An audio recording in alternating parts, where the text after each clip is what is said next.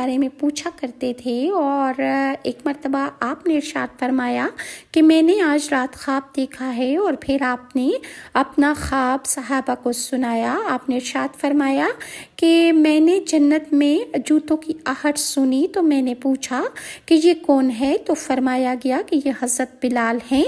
اور مسند احمد میں حضرت بریدہ رضی اللہ عنہ سے حدیث ہے جس میں اشارہ خواب کی طرف ہی ہے کہ آپ نے صبح کو حضرت بلال سے پوچھا کہ تجھ کو میں نے اپنے آگے جنت میں نے تیرے پاؤں کی آہٹ پائی، تیرا ایسا کیا عمل ہے؟